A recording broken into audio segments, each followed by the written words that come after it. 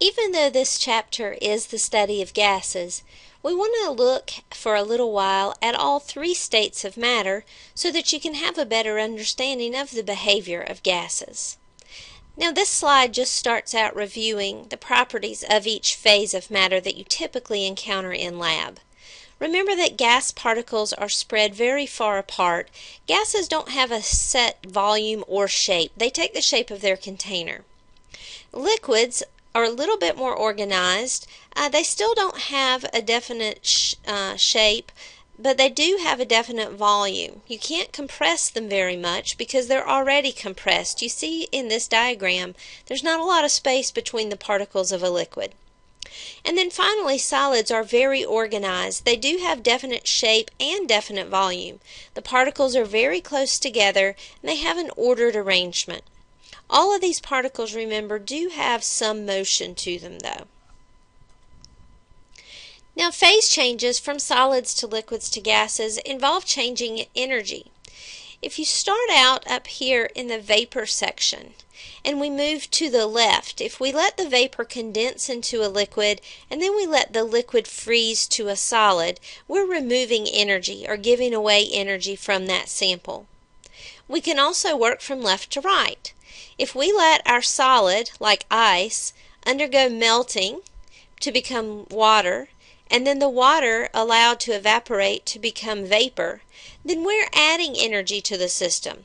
The ice has to absorb heat to melt into a liquid, and the water has to absorb heat to boil and evaporate into the vapor.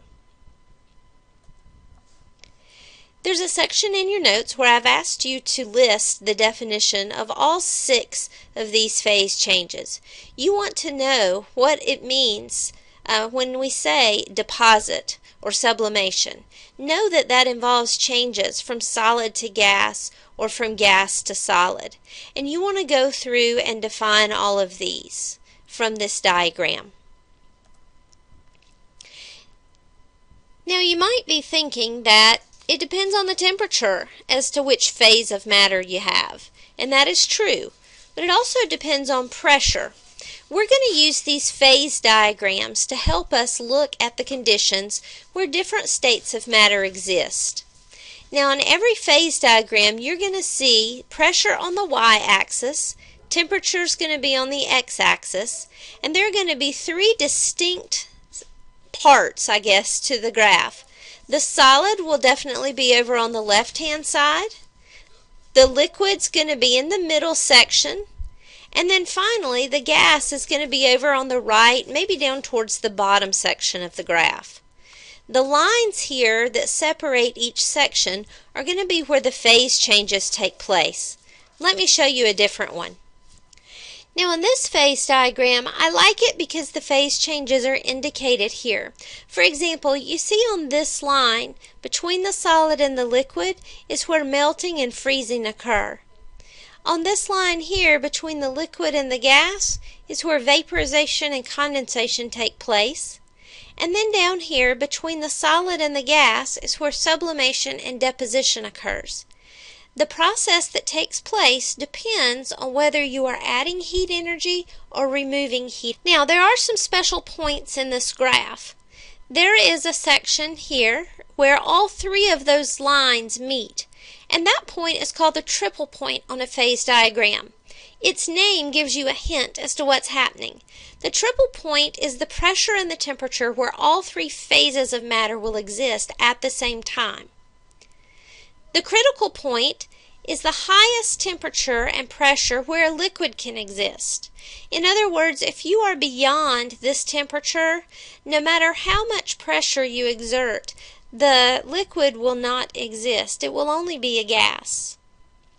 So what do you think could be happening on these lines? If we know the phase changes are occurring here, and we know the triple points where all 3 phases exist, what phases of matter exist on the lines?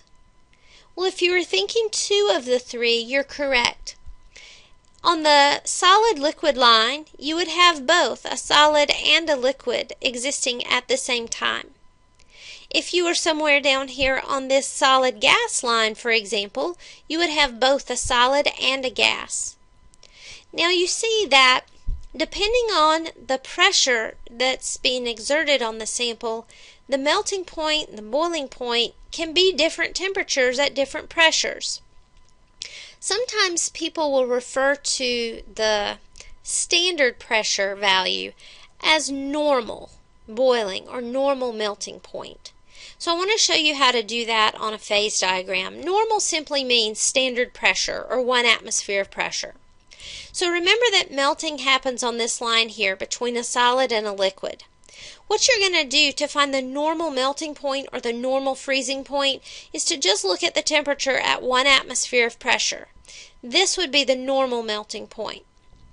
Same thing for boiling. Boiling happens on the liquid gas line here. So at 1 atmosphere of pressure, the normal boiling point is that temperature at that pressure while you're on the liquid vapor line.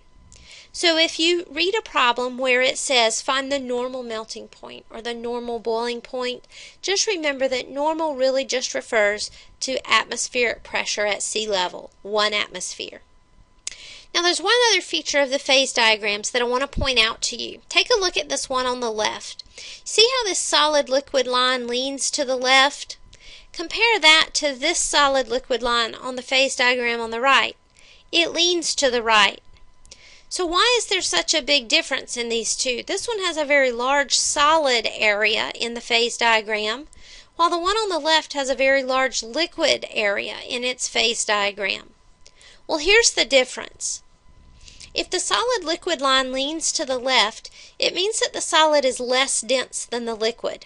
And that's the phase diagram of water that I showed you before. Water actually does this. You know that ice will float in water because of its less dense property. However, if the solid liquid line leans to the right, it means that the solid's more dense than the liquid. This is more common for materials on Earth, but you will find certain exceptions, and water's certainly one of them. So just remember that the direction that that line leans indicates something to you about the comparison of the density of the solid to the liquid. And if you have any questions about how to read a phase diagram, let me know next time.